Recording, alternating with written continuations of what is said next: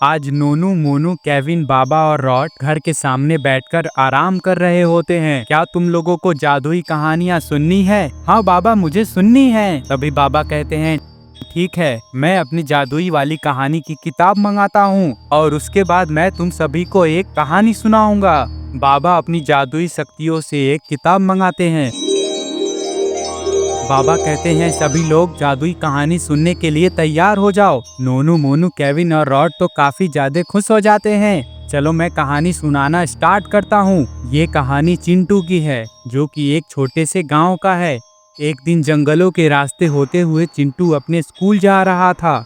चिंटू का स्कूल उसके गांव से काफी दूर था, इसलिए चिंटू को जंगलों के रास्ते होते हुए स्कूल जाना पड़ता था, क्योंकि इस रास्ते वो जल्दी से जल्दी स्कूल पहुंच जाता था। और उस दिन स्कूल जाते वक्त काफी जोरदार बारिश हो रही थी, लेकिन चिंटू फिर भी स्कूल जा रहा था। तभी चिंटू को लगता है कि कोई उसे पीछे से बुला रहा है। तभी चिंटू पीछे मुड़ के देखता है, लेकिन उसे कोई दिखाई नहीं देता है। तो वापस से चिंटू स्कूल जाने लगता है। तभी अचानक से चिंटू के सामने कई सारे मॉन्स्टर आ जाते हैं और वो चिंटू को पकड़ लेते हैं और सामने से इविल नन भी आ जाती है। और ये देख चिंटू काफी डर जाता है और इविल नन और मॉन्स्टर चिंटू को लेके वहाँ से गायब हो जाते हैं। तब से लेके आज तक चिंटू का कुछ भी पता नहीं चला कि वो कहाँ है। लेकिन आज तक चिंटू की मम्मी आज भी उसी गांव में चिंटू का इंतजार कर रही हैं। तो बच्चों, कैसी लगी तुम लोगों को ये कहानी? बाबा, कहानी तो बहुत अच्छी थी, लेकिन चिंटू बेचारा अब अपनी माँ से कभी नहीं मिल पाएगा।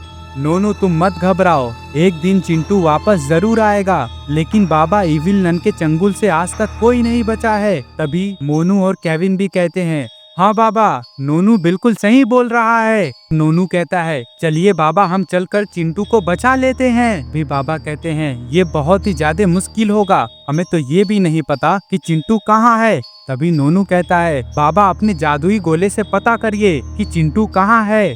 ठीक है, चलो हम चिंटू को बचा लेते हैं। मैं अभी यहाँ पर बादल को बुलाता हूँ। बादल पर बैठकर हम मेरे घर चलेंगे, क्योंकि मेरा जादुई गोला मेरे घर पर है और वहाँ जाकर हम देखेंगे कि चिंटू कहाँ है। नोनू, मोनू और केविन ये बात सुनकर बहुत ही ज्यादा खुश होते हैं।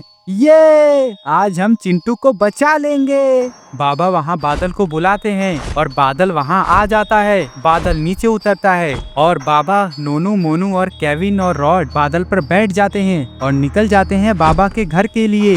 थोड़ी ही देर में सभी लोग बाबा के घर पर पहुंच जाते हैं और बादल इन लोगों को घर के सामने उतारता है। सभी लोग बादल से नीचे उतरते हैं और बाबा घर के अंदर जाकर जादुई गोले को लेकर बाहर आते हैं। बाबा मंत्र पढ़कर चिंटू का पता लगाने लगते हैं। थोड़ी ही देर में वो लोग जादुई गोले में देखते हैं कि इविल नन चिंटू को लेके दूसरी दुनिया में गई है और वो चिंटू को मॉन्स्टर बनाने वाली है। इविल नन पूर्णिमा की रात का इंतजार कर रही है, क्योंकि जैसे ही पूर्णिमा की रात होगी वो चिंटू को मॉन्स्टर में बदल देगी। बाबा कहते हैं, इविल नन चिंटू को मॉन्स्टर बनाने वाली है और पूर्णिमा की रात कल है, तो हमें कल से पहले कैसे भी कर चिंटू को बचाना होगा, इससे पहले कि इविल नन उसे मॉन्स्टर बना दे। तभी नोनू कहता है, लेकिन बाबा, इविल नन चिंटू को लेके कहाँ गई है? बाबा कहते हैं, इविल नन चिंटू को लेके दूसरी दुनिया गई है। नोनू कहता है, बाबा, दूसरी दुनिया में जाने का रास्ता किधर है? कुछ लोगों ने मुझे बताया है कि घने जंगल में एक सुनहरा पेड़ है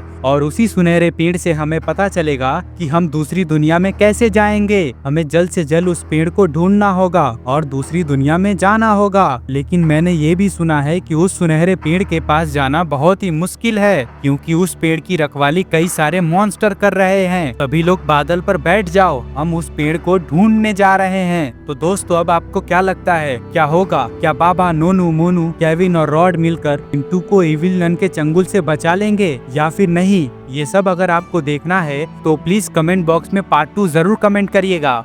और तब तक के लिए अगर आपको ये वीडियो अच्छी लगी हो तो प्लीज वीडियो को कर देगा लाइक और चैनल को कर देगा सब्सक्राइब और बेल आइकन दबा दीजिएगा, जिससे कि सारी की सारी वीडियोस की नोटिफिकेशन आपके पास सबसे पहले मिल पाए।